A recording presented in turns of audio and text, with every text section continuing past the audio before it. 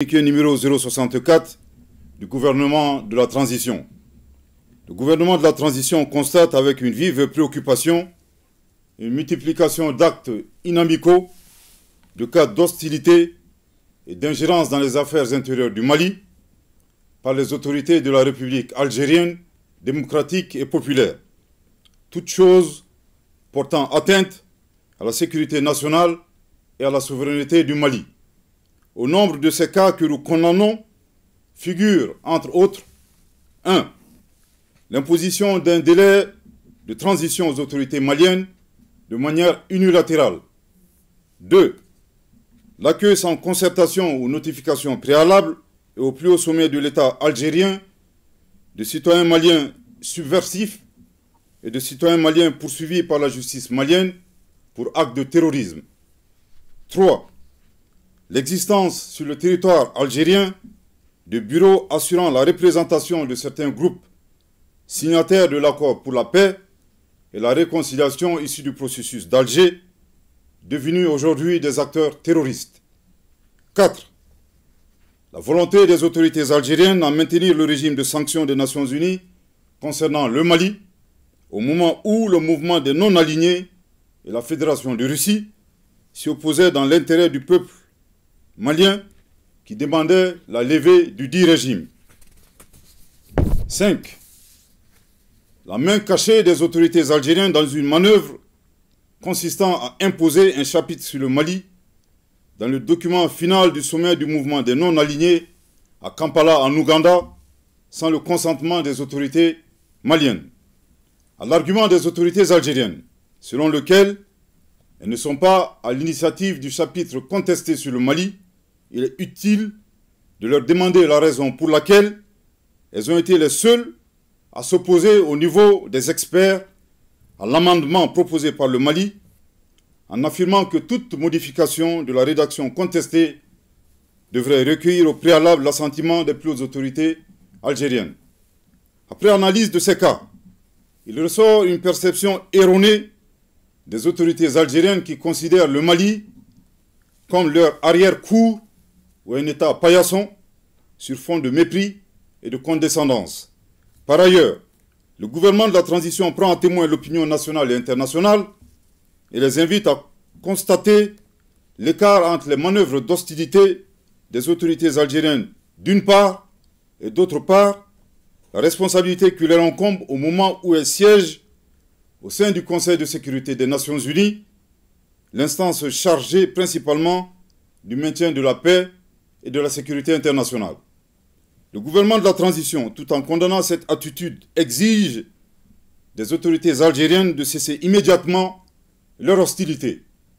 En outre, les relations de bon voisinage exigent des comportements responsables qui doivent être guidés par le sens de l'empathie et le respect mutuel. Le gouvernement de la transition serait curieux de savoir le sentiment des autorités algériennes si le Mali devrait accueillir au plus haut sommet de l'État des représentants du mouvement pour l'autodétermination de la Kabylie. Le gouvernement de la transition saisit cette occasion pour rappeler aux autorités algériennes les relations séculaires et fraternelles qui existent entre le peuple malien et le peuple algérien.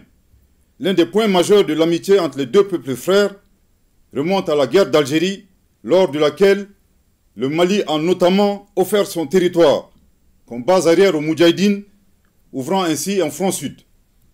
Participer aux affrontements armés contre le colonisateur français en déployant des combattants maliens aux côtés des Moudjahidines sur le territoire algérien pour défendre la liberté et la dignité des Algériens. Défendu la cause algérienne dans toutes les instances diplomatiques jusqu'au recouvrement de leur indépendance.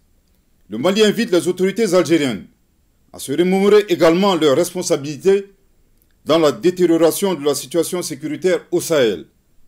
S'il est vrai que l'intervention de l'organisation du traité de l'Atlantique Nord, OTAN, a exacerbé la menace terroriste, il n'en demeure pas moins que c'est l'installation dans le Sahara du groupe salafiste pour la prédication et le combat, le GSPC algérien, puis son allégeance à Al-Qaïda, qui marque l'avènement du terrorisme international dans la région. Le Mali réaffirme son attachement à la promotion des relations amicales et harmonieuses avec l'ensemble des États du monde, sous respect des principes guidant l'action publique au Mali, définis par son Excellence le colonel Assimi Goïta, président de la transition, chef de l'État, à savoir le respect de la souveraineté du Mali, le respect des choix de partenariat et des choix stratégiques du Mali, et enfin la prise en compte des intérêts du peuple malien dans toutes les décisions. Que Dieu bénisse le Mali et préserve les Maliens, fait à Bamako le 25 janvier 2024. Communiqué numéro 065 du gouvernement de la transition.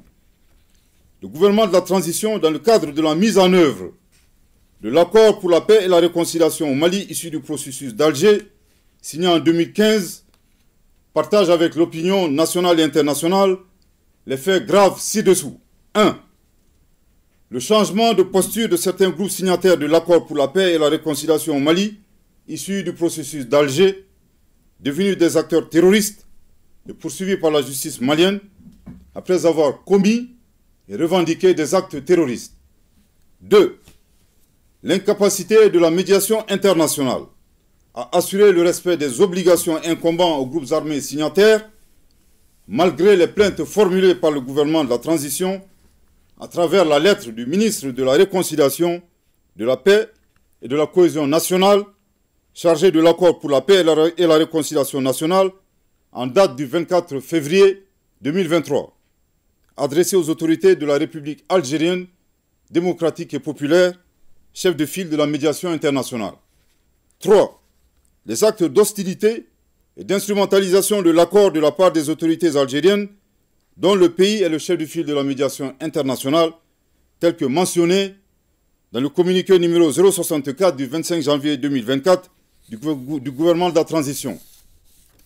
Au regard de ces faits suffisamment graves précités, le gouvernement de la transition constate l'inapplicabilité absolue de l'accord pour la paix et la réconciliation au Mali issu du processus d'Alger, signé en 2015, et par conséquent annonce sa fin avec effet immédiat.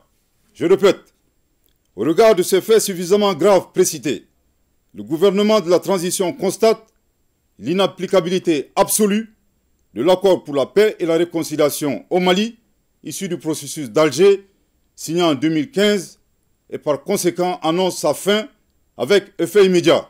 Je répète pour une dernière fois.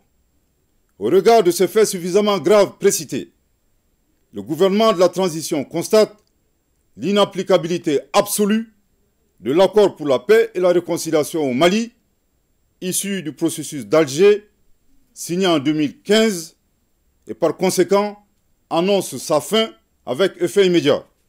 Le gouvernement de la transition rassure de sa volonté à œuvrer pour le règlement pacifique de la crise malienne en tirant les enseignements des accords précédents et en consolidant leurs acquis.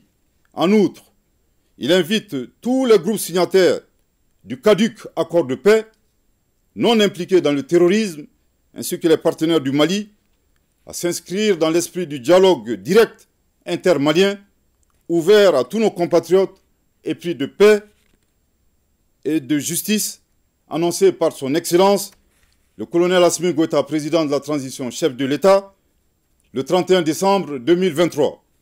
Le gouvernement de la transition saisit cette occasion pour appeler les Maliens à renforcer la cohésion nationale et à promouvoir le dialogue et la paix. Que Dieu bénisse le Mali et préserve les Maliens, fait à Bamako le 25 janvier 2024. Merci de votre très aimable attention.